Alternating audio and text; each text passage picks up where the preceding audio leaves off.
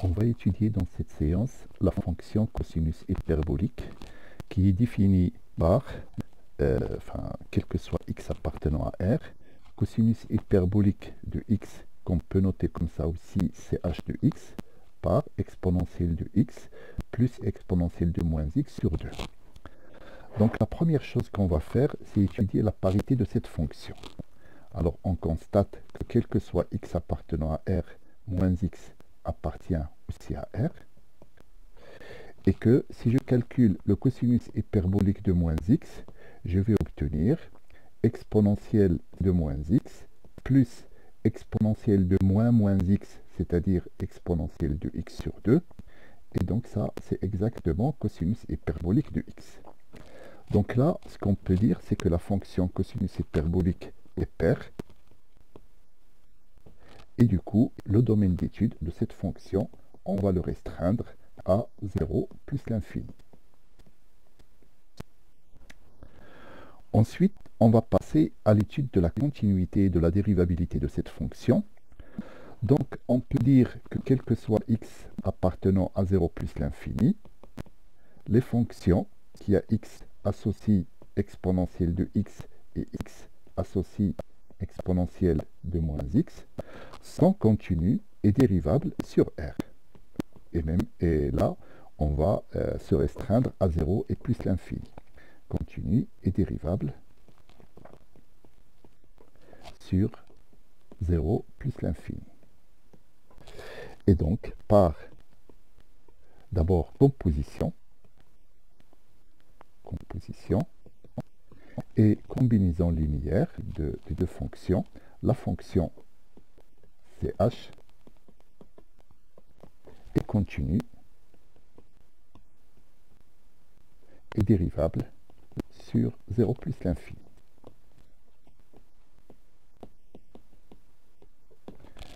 On va calculer cette dérivée. Alors, quel que soit x appartenant à 0 plus l'infini, eh bien c'est clair que la dérivée de cosinus hyperbolique, eh bien ça sera déjà, il y a la division par 2. L'exponentielle de x, sa dérivée, c'est exponentielle de x. Et la dérivée de exponentielle moins x, c'est moins exponentielle de moins x. Et on peut noter qu'on obtient là la fonction sinus hyperbolique déjà étudiée. Et donc, pour étudier le signe de cette dérivée, on peut dire que quel que soit x appartenant à 0 ouvert plus l'infini, on va voir le cas de 0 à part, et bien moins x est strictement inférieur à x. Donc, exponentielle de moins x est inférieure à exponentielle de x, strictement inférieure. Et donc, la dérivée de la fonction cosinus hyperbolique est strictement inférieure à 0. Enfin, strictement, pardon, supérieure à 0. Et on a cosinus hyperbolique prime de 0 égale à 0. Donc, la fonction cosinus hyperbolique est strictement croissante sur 0 plus l'infini. Voilà. Ensuite, on va faire donc le sens de variation, on l'a dit, donc CH est strictement croissante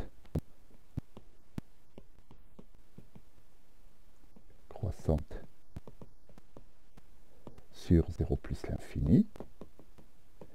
On va calculer cosinus hyperbolique de 0, donc un calcul simple montre que c'est 1.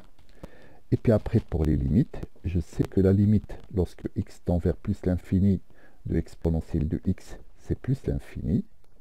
Et la limite, lorsque x tend vers plus l'infini de exponentielle moins x, ça fait 0.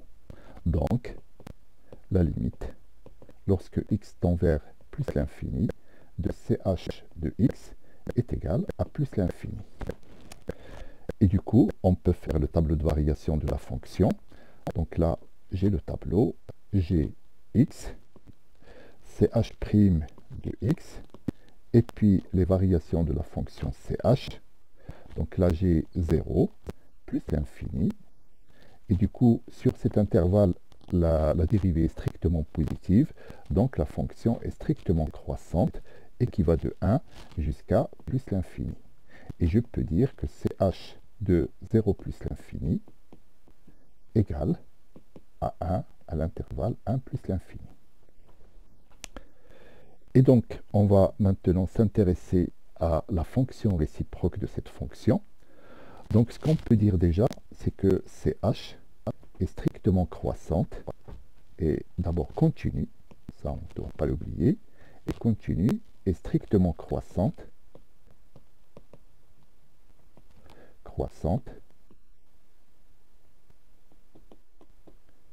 sur 0 plus l'infini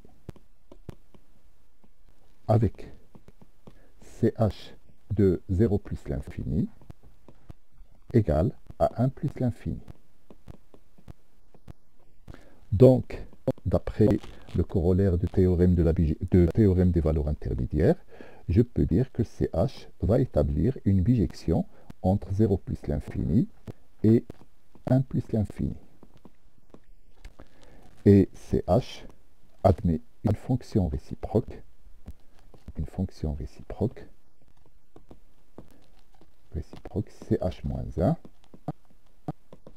ch-1, qui va, elle, de 1 plus l'infini vers 0 plus l'infini.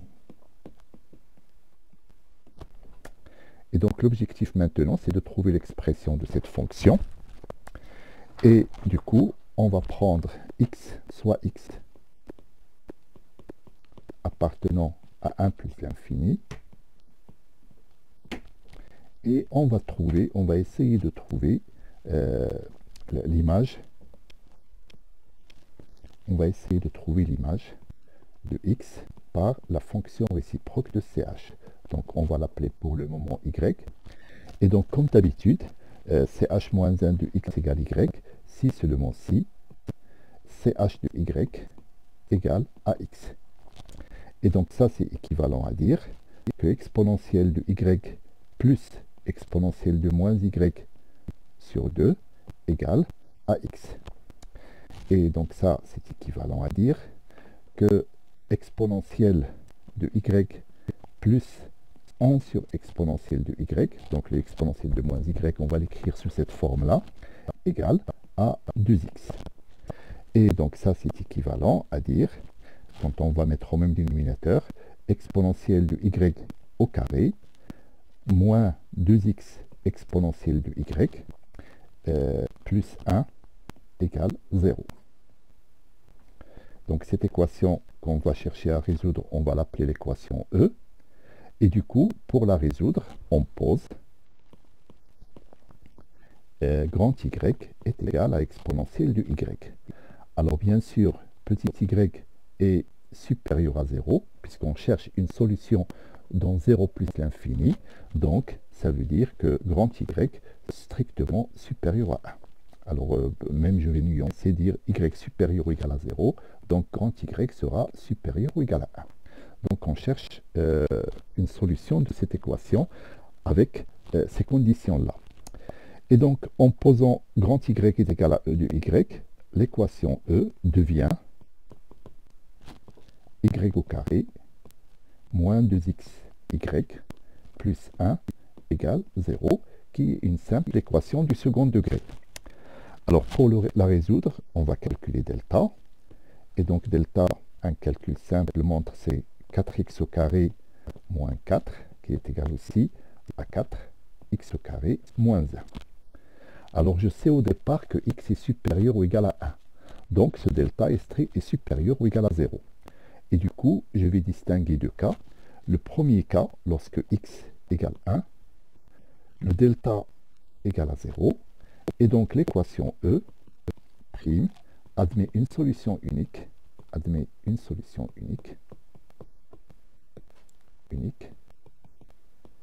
qui est grand y est égal à 1, soit petit y est égal à 0. Ce qui est normal, puisque comme cosinus hyperbolique de 0 est égal à 1, alors cosinus hyperbolique moins 1 de 1 égale à 0, soit cosinus hyperbolique moins 1 de 1 égale 0. Alors cette fois-ci, le deuxième cas, c'est x strictement supérieur à 1. Donc ça veut dire que delta est strictement positive. Et comme delta est strictement positive, l'équation E' admet deux solutions réelles,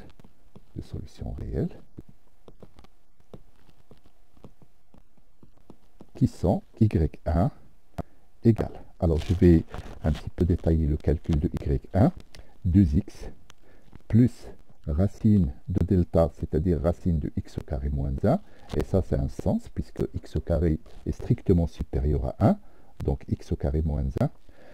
Alors j'ai oublié le 4 quand même, donc je recommence. Voilà, racine plutôt de 4 facteur de x au carré moins 1 sur 2. Et ça, si je simplifie, si je sors le 4 de la racine carrée, j'aurai 2 comme facteur commun, et donc ça va donner x plus racine de x au carré moins 1. Et puis la deuxième solution, y2 égale à x moins racine de x au carré moins 1. Alors avec un calcul simple et avec une vérification simple, on peut vérifier, et ça je vous laisse le soin de le faire, on peut vérifier que y1 est strictement supérieur à 1 et que y2 est comprise entre 1 et 0. Et donc comme j'avais dit au départ, on cherche une solution dans 0 plus l'infini pour le petit y. Alors la solution qu'on va retenir, c'est celle-là, celle pour laquelle grand y est supérieur strictement à 1. Donc par contre, celle-là, ce n'est pas une solution dans 0,1, puisque là, je rappelle que y1 va être égal à, dans ce cas, à e petit y1, donc petit y1 est supérieur à 0. C'est ce qu'on cherche. Et là, pour celle-là, j'aurai y2 est égal à e de petit y2, et donc le y2, comme le y1 est inférieur à 1, enfin le y2 est inférieur à 1, donc ça sera, une solution qui est inférieure à 0. Et donc, ainsi, on va faire le bilan. Ainsi, solution, c'est-à-dire l'équation E admet une solution unique dans 0 plus l'infini. Alors, bon, voilà, comme j'avais traité déjà le cas de 0, je mettrai plutôt 0 plus l'infini ouvert, 0 plus l'infini, qui est petit y est égal, enfin d'abord je vais donner le grand y, alors grand y est égal à x plus racine de x au carré moins 1, et du coup petit y égale à ln, et là je peux appliquer le ln sans problème, de x plus racine de x au carré moins 1. Et là, je constate que si je remplace x par 1, et bien tout simplement ça va donner ln de 1 qui est 0, et on va retrouver le cas particulier où delta est égal à 0. Alors ainsi, quel que soit x appartenant à 1 plus l'infini, je peux dire que ch moins 1 de x, qu'on note aussi argument de cosinus hyperbolique de x, et bien il est donné par cette expression, c'est ln de x plus racine de x au carré moins 1. Voilà donc l'expression de cette fonction réciproque. Alors reste un dernier point, c'est la représentation graphique de ces deux fonctions. Donc là, vous voyez la représentation graphique de la fonction cosinus hyperbolique. Donc là, celle-là en noir. Et là, on voit au niveau du 1, comme le sinus, au niveau du 0 plutôt, comme le sinus hyperbolique qui est la dérivée, c'est 0. Donc à ce niveau-là, on a une tangente horizontale. Et puis la fonction est strictement croissante. Et donc pour la fonction argument de sinus hyperbolique, eh bien, vous avez cette courbe-là qui est en vert, cette courbe-là. Et là, vous voyez la symétrie de manière claire par rapport à la droite d'équation y égale x.